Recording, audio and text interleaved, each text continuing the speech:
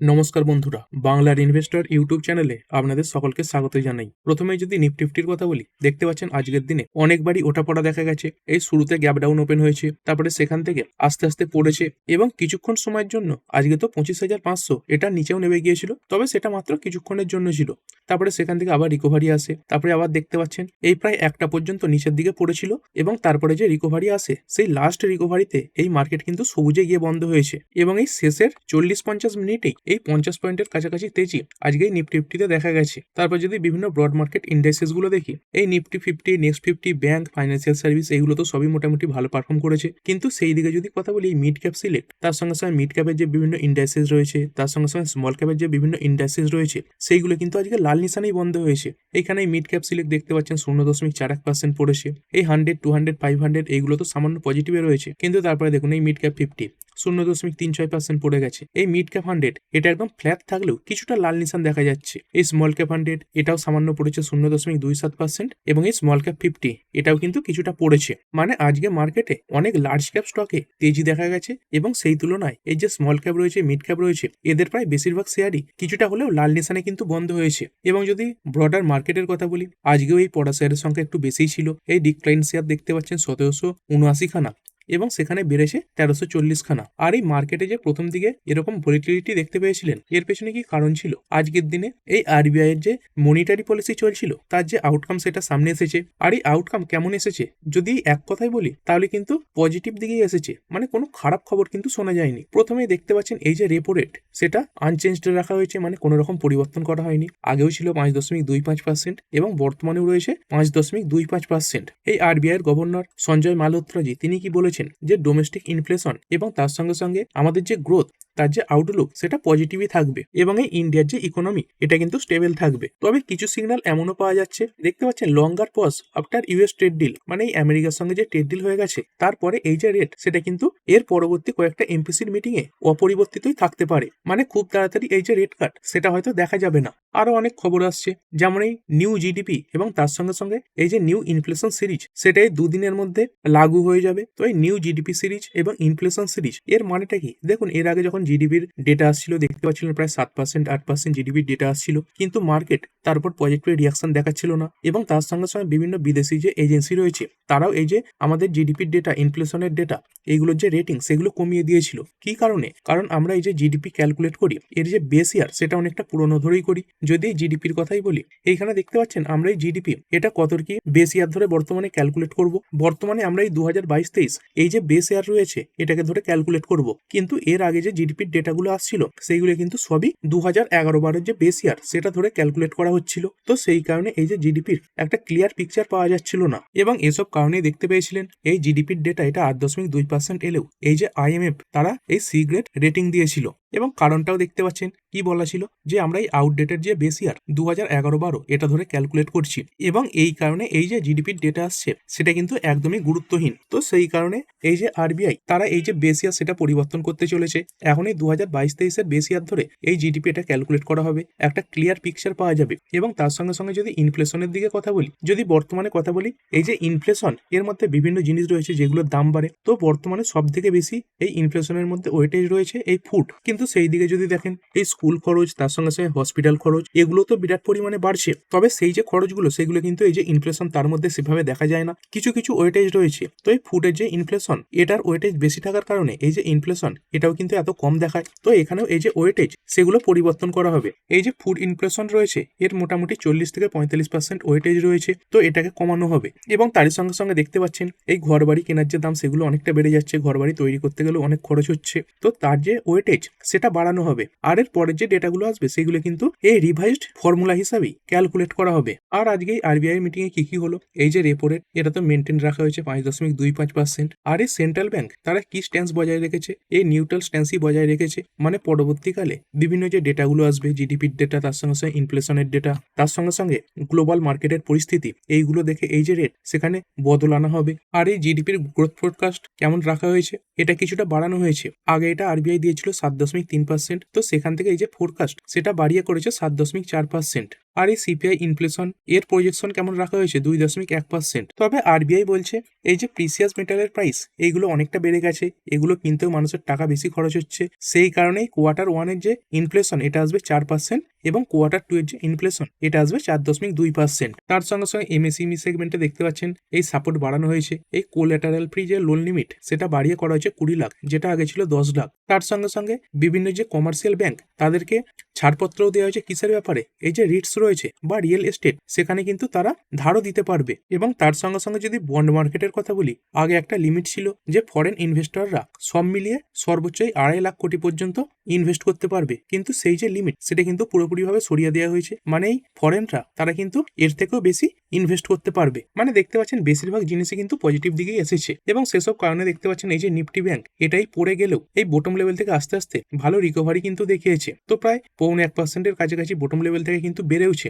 এরপর যদি sector wise কথা বলি, নিফটি অটো এটা আজকে 0.5% ডাউন হয়েছে, ফাইন্যান্সিয়াল সার্ভিস এটা পড়েছে 0.19%, এফএমসিজি এটা 2.27% বেড়েছে। আর এই এফএমসিজির মধ্যে একখানা স্টক আইটিসি সেটা আজকে খুব ভালো পারফরমেন্স দেখিয়েছে। তারপরে নিফটি আইটি এটা পড়েছে 1.47%। আর দেখতে পাচ্ছেন নিফটি আইটির আজকের দিনে এত বড় পতনের পরেও এই যে নিফটি 50 সেটা কিন্তু সবুজে বন্ধ হয়েছে। মানে ওভারঅল মার্কেটে কিন্তু এই যে শক্তি সেটা দেখা যাচ্ছে, কারণ এই নিফটি আইটি এটা কিন্তু একাই পারে মার্কেটকে নিচের দিকে নামিয়ে আনতে। সেখানে অন্যান্য যে সেক্টর রয়েছে তারা ভালো পারফর্ম করে দিয়েছে, সেই কারণে কিন্তু মার্কেট আজকে শেষের দিকে সবুজে বন্ধ হয়েছে। এই নিফটি মিডিয়া 0.16% পড়েছে, মেটাল সামান্য বাড়া রয়েছে, ফার্মা এটা 0.1% ডাউন, পিএসইউ ব্যাংক 0.51% পড়েছে, প্রাইভেট ব্যাংক এটা 0.63% বেড়েছে। আর এই নিফটি রিয়েলটি এখানে 0.63% তেজি দেখা যাচ্ছে। আর গতকালের যদি কথা বলি, দেখতে পাচ্ছিলেন এই ডাউ জোন্স এটা এই 600 পয়েন্ট পরে বন্ধ হয়েছিল এবং সেরকমই আমাদের ইন্ডিয়ান মার্কেট এটাও নেগেটিভ ওপেন হয়েছিল, কিন্তু তারপরে যে রিকভারি এসেছে এটা কিন্তু এটাই বোঝাচ্ছে যে ইন্ডিয়ান মার্কেটে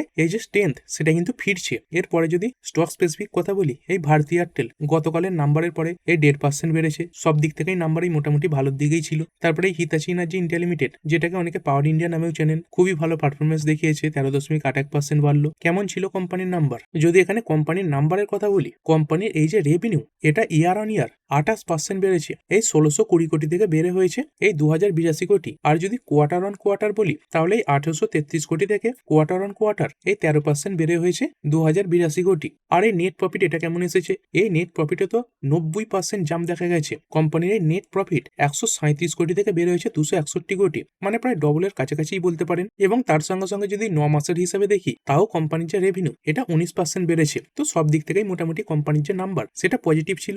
এবং তারপরে দেখতে পাচ্ছেন এই স্টকটা স্কাই রকেট হয়েছে। এরপরে এলআইসি লিমিটেড 7% কাছাকাছি বেড়েছে। আর এই এলআইসির মতো স্টক 7% বেড়েছে, এটা কিন্তু কোনো ছোটখাটো ব্যাপার নয়। দেখতে পাচ্ছেন এই যে মার্কেট ক্যাপ 5,70,000 কোটি রয়েছে, মানে এটা বড় সাইজের একটা লার্জ ক্যাপ কোম্পানি এবং এর বাড়ার পেছনে কয়েকটা কারণ রয়েছে। প্রথমত যদি কথা বলি, কোম্পানির যে নাম্বার এটা খুবই স্ট্রং এসেছে। কোম্পানির এই কোয়ার্টার 3 যে প্রফিট এটা 17% বেড়েছে। তারপরে নেট প্রিমিয়াম যে ইনকাম এটাও এই 17% বেড়েছে, 1.07 ট্রিলিয়ন থেকে বেড়ে হয়েছে 1.26 ট্রিলিয়ন। কোম্পানির এই প্রফিট 10,098 কোটি থেকে 28% বেড়ে হয়েছে 11,008 কোটি। এই নেট প্রিমিয়াম তো দেখলেন, বললাম এই 17% বেড়েছে।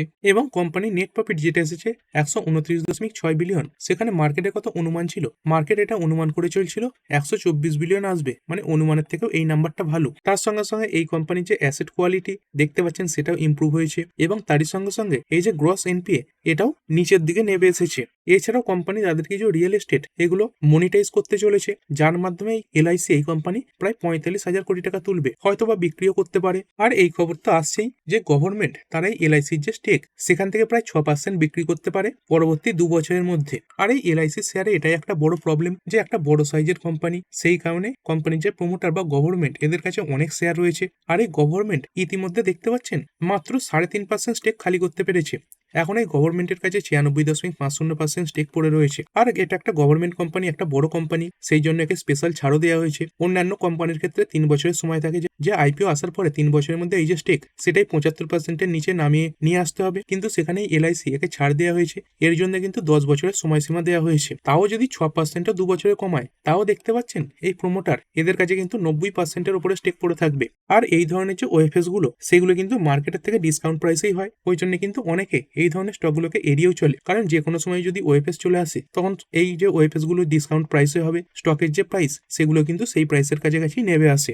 এরপরে দুটো কোম্পানি কোম্পানি এই গডফ্রে ফিলিপস দেখতে পাচ্ছেন 9.69% বেড়েছে এবং তারই সঙ্গে সঙ্গে আইটিসি এটাও বেড়েছে 5.21%। আর এই স্টকগুলোতে এর আগে একসঙ্গে মুভমেন্ট কখন এসেছিল যদি একটু লম্বা চার্ট দেখেন দেখতে পাচ্ছেন নিয়মিত নিচের দিকেই পড়ছিল। আর এই স্টকগুলো নিচের দিকে পড়ার কারণ কি, যখন এই জিএসটি 2.0 ঘোষণা হয়েছিল তার কিছুদিন পর এই সিগারেটের যে সেস ট্যাক্স এগুলো বাড়িয়ে দেওয়া হয়েছিল এবং তখন সমস্ত সিগারেট কোম্পানিগুলোতে পতন দেখা গিয়েছিল। তো এই সিগারেটের দাম বেড়ে গেলে কোম্পানিগুলো তার কম দামে বিক্রি করবে না, কোম্পানিগুলো কি করবে, কোম্পানিগুলো শেষমেশ তাদের যে সিগারেটের প্রাইস সেগুলোই বাড়িয়ে দেবে। তো সেরকমই রিপোর্ট আজকে সামনে চলে এসেছে। এখানে দেখতে পাচ্ছেন ITC Godfrey Phillips other cigarette stock jumps up to 13% amid reports of price hike. মানে এই কোম্পানিগুলো তাদের সিগারেটের যে প্রাইস সেগুলো বাড়াতে চলেছে। আর থোড়েই না কোম্পানি এরকম লস করবে, কোম্পানি শেষমেশ তাদের যে প্রাইস সেগুলোই কিন্তু বাড়াবে। আর যেটুকু রিপোর্ট সামনে আসছে এই সিগারেটের কোম্পানিগুলো প্রায় 15 থেকে 30% পর্যন্ত এই যে দাম সেগুলো বাড়াতে পারে। এরপরে কির্লোস্কার ব্রাদার্স 3.24% বেড়েছে। কোম্পানির নাম্বার এসেছে।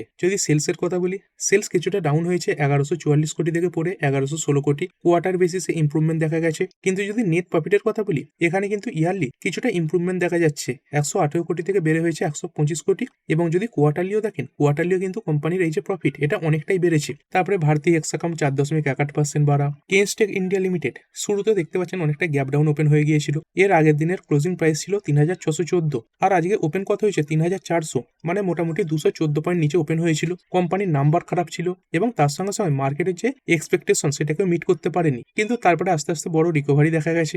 এছাড়াও কোম্পানি তাদের এই যে গাইডেন্স সেটাও কিছুটা কাট করেছে। তবে তারপরে বাড়লো কেন, এইখানে দেখতে পাচ্ছেন সব দিক থেকে মার্কেটের যে অনুমান সেটাকে মিস করলেও কিছু ব্রোকার রয়েছে যারা দেখছে এই স্টকটা এখনো 65% পর্যন্ত উপরে যেতে পারে। এই যে জেব্রিস এই যে ব্রোকারটা রয়েছে তারা দেখতে পাচ্ছেন এখনো এই যে বাই রেটিং সেটা মেনটেন রেখেছে এবং তার সঙ্গে সঙ্গে কত টার্গেট প্রাইস রেখেছে এই 5940-এর। আর বর্তমানে কত দাম চলছে 3698, মানে মোটামুটি এখান থেকেও প্রায় কিন্তু 2000 পয়েন্ট উপরের টার্গেট এই জেব্রিস দিয়েছে। তার সঙ্গে সঙ্গে যদি ম্যাকওয়ারির কথা বলি, এরাও দেখতে পাচ্ছেন আউট পারফর্ম রেটিং দিয়েছে এবং এরাও যে টার্গেট প্রাইস সেটা দিচ্ছে 5900, যেটা এর আগের দিনের ক্লোজিং প্রাইস থেকে 64% ওপরে। তারপরে ডাটা প্যাটার্ন লিমিটেড কোম্পানির নাম্বার ভালো ছিল, গ্যাপ আপি ওপেন হয়েছিল এবং 7% বেড়ে বন্ধ হয়েছে এবং তার সঙ্গে সঙ্গে কোম্পানির যে অর্ডার বুক সেটা এই সর্বোচ্চ জায়গাতে পৌঁছে গেছে। কোম্পানির নেট প্রফিট এটা 31% বেড়েছে, কোম্পানির রেভিনিউ এটা 39% বেড়েছে এবং যদি এবিটার কথা বলি এখানে 44% জাম দেখা গেছে এবং এই এবিটা মার্জিন এটা দাঁড়িয়েছে 45%-এ। সব দিক থেকে দেখতে পাচ্ছেন পজিটিভ নাম্বার। তারপরে এমআরএফ লিমিটেড মার্কেট চলাকালীন নাম্বার এসে গেছে এবং তারপরে দেখতে পাচ্ছেন একটা বড় স্পাইক এসেছে। এই কিছুক্ষণ সময়ের মধ্যেই 7.5%-এর কাছাকাছি বেড়েছে। এর আগের দিনে ক্লোজ হয়েছিল 1,34,000-এ আর আজকেই 1,46,000-এ বন্ধ হয়েছে। কেমন এসেছে কোম্পানির নাম্বার, এইখানে নাম্বার খুবই স্ট্রং। কোম্পানির সেলস এই 7,001 কোটি থেকে বেড়ে হয়েছে 8,050 কোটি। এর আগের কোয়ার্টারের কত ছিল 7,379 কোটি। এই অপারেটিং প্রফিট মার্জিন এটাও ইমপ্রুভ হয়েছে 12% থেকে বেড়ে হয়েছে 17%। এবং যদি নেট প্রফিটের কথা বলি, এই 315 কোটির নেট প্রফিট এটা ডবলের থেকেও বেশি এসেছে 692 কোটি। এবং কোয়ার্টার অন কোয়ার্টারে যদি দেখেন তাহলে কোম্পানির এই যে নেট প্রফিট এটা বেশি। এরপরে আরো একটা কোম্পানি গুডিয়ার ইন্ডিয়া লিমিটেড, তো শুরুতেই অনেকটা গ্যাপ আপ ওপেন হয়েছিল।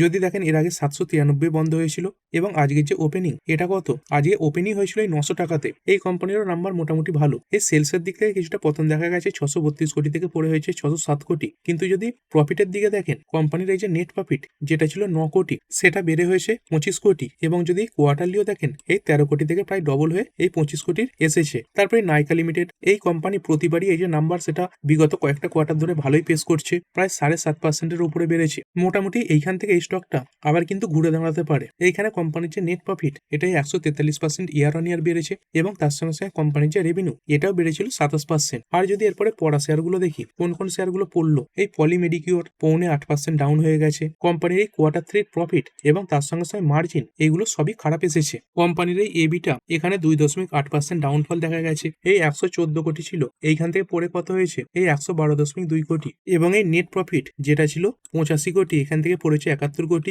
এর আগের কোয়ার্টারে ছিল 92 কোটি। সব দিক থেকে মোটামুটি নাম্বার খারাপ, শুধুমাত্র এই রেভিনিউর দিক থেকে নাম্বার ভালো এসেছে। এই 424 কোটির রেভিনিউ বেড়ে হয়েছে 494 কোটি। তারপরে বিএমএল লিমিটেড মার্কেট চলাকালীনই নাম্বার এসেছে, তারপরে প্রায় 7%-এর কাছাকাছি ডাউন হয়ে গেছে। এইখানে কেমন ছিল নাম্বার, এইখানে কোম্পানি লস পোস্ট করেছে, এই 22 কোটির লস দেখিয়েছে। কোম্পানি এর আগের বছর সেম কোয়ার্টারে এই 24 কোটির উপরে প্রফিট পোস্ট করেছিল এবং সেইখান থেকে এটা এই 22 কোটির লস দেখিয়েছে। তবে কোম্পানির যে রেভিনিউ এটা বেড়েছে 23.7% বেড়েছে, 875 কোটি থেকে বেড়ে হয়েছে 1083 কোটি। এবং এই এবিটা এটাও অনেকটা ডাউন হয়েছে, এখানে প্রায় 94% ডাউনফল দেখা গেছে, যেটা এর আগে ছিল 60 কোটি, সেখান থেকে পড়ে হয়েছে মাত্র 4 কোটি। এবং তার সঙ্গে সঙ্গে এই যে এবিটা মার্জিন এটাও দেখতে পাচ্ছেন দারুণভাবে পড়েছে। তারপরে আরো কিছু স্টক পড়েছে, যেমন আদিত্য বিড়লা ফ্যাশনের রিটেল 3%-এর উপরে পড়া, তারপরে ইক্লাক্স এটা 7.5% পড়েছে, উনো মিন্ডা পড়েছে 6.32%, এরপরে হুডকো এটা 1.41% ডাউন, রিলায়েন্স ইনফ্রা এটা পড়েছে 3.68%, তারপরে জেএম ফাইন্যান্সিয়াল এটা পড়েছে 2.23%। তবে জেএম ফাইন্যান্সিয়াল এই কোম্পানির নাম্বার এসেছে,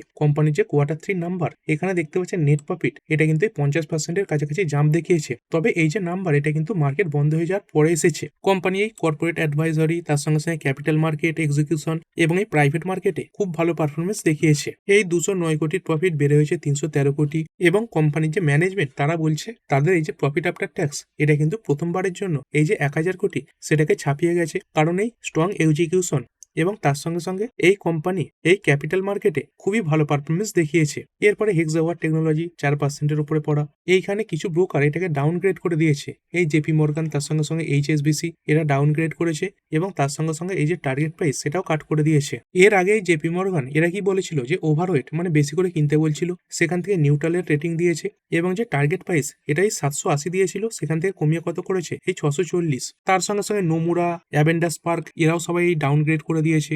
আর এই সব কিছুর কারণে স্টকটাতে আজকে প্রেসার এসেছে। এরপরে আরো কিছু কোম্পানির Q3 নাম্বার এসেছে, যেমন এই সাই লাইফ সায়েন্সেস 4.46% বেড়েছে। কেমন ছিল নাম্বার? এখানে দেখতে পাচ্ছেন কোম্পানির যে Q3 প্রফিট এখানে 86% জাম্প দেখা গেছে। এই 53.9 কোটির প্রফিট বেড়ে হয়েছে 100 কোটি এবং এই রেভিনিউ এটাই 440 কোটি থেকে 26.5% বেড়ে হয়েছে 556 কোটি। এরপরে আরো অনেক কোম্পানি নাম্বার পেশ করবে, যেমন কারা কারা রয়েছে, এই টাটা স্টিল রয়েছে, তারপরে এই সিমেন্স এর নাম্বার আসবে, এমআরএফ, বিএমএল এগুলো আলোচনা করা হয়েছে, কল্যাণ জুয়েলার্স এর নাম্বার আসবে। এরকম প্রায় 200খানা কোম্পানি তাদের নাম্বার পেশ করবে। আরো কিছু যদি নাম দেখে নিই, এখানে দেখতে পাচ্ছেন বোস লিমিটেড রয়েছে, ক্রম্পটন গ্রিপস, গুজরাট অ্যালকাইল রয়েছে, বাজাজ গ্লোবাল, তারপরে ক্যান্টাবিল রিটেল, এভারেস্ট ইন্ডাস্ট্রি রয়েছে, ফিনকুরভে ফাইন্যান্সিয়াল, ফোর্টিস রয়েছে, গ্রিপস cotton, JK Tyre and Industry, তারপরে জুবিল্যান্ট ফার্মোভা রয়েছে, কল্পতরু, এই Lemon Tree Hotels, Medi Assist রয়েছে, ওম্যাক্সি রয়েছে, পাল গ্লোবাল রয়েছে, স্যাফায়ার ফুডস, তারপরে সোনাটা সফটওয়্যার, বাজাজ স্টাইল, এই সান টিভি নেটওয়ার্ক এবং হোয়ারপুল অফ ইন্ডিয়া লিমিটেড। আর যদি এরপরে কমোডিটি একবার দেখে নিই,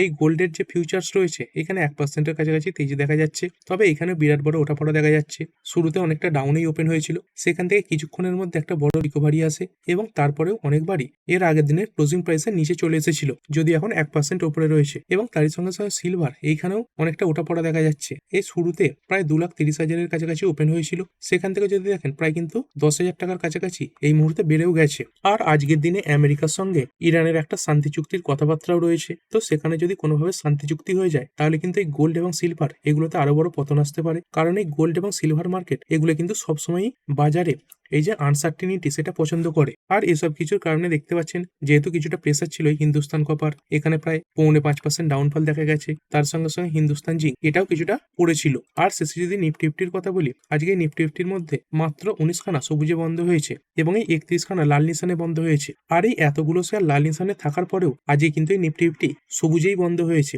আর কোনগুলো ভালো এবং খারাপ পারফর্ম করলো, এই আইটিসি সবার প্রথমে রয়েছে 5.21%, কোটাক ব্যাংক 3.33%, তারপরে এই হিন্দুস্তান ইউনিলিভার এটা প্রায় 3.25% বেড়েছে, বাজাজ ফাইন্যান্স এটা 1.97% এবং ভারতী এয়ারটেল 1.54%। আর পড়েছে কোনগুলো, পড়া শেয়ারের মধ্যে HDFC Life 2.40% down, Tech Mahindra পড়েছে 1.83%, টিসিএস 1.71%, এসবিআই লাইফ পড়েছে 1.54% এবং এই টাটা মোটরসের যে প্যাসেঞ্জার ভেহিকেল এখানেও 1.40% ডাউনফল আজকের দিনে দেখা গেছে। তো এই ভিডিওটা এখানেই শেষ করছি, পরের ভিডিওতে আরো কিছু স্টক স্পেসিফিক আলোচনা করা হবে। তো ঠিক আছে বন্ধুরা, আশা করছি ভিডিওটা আপনাদের ভালো লেগেছে। আপনি চাইলে এটাকে লাইক এবং শেয়ার করতে পারেন।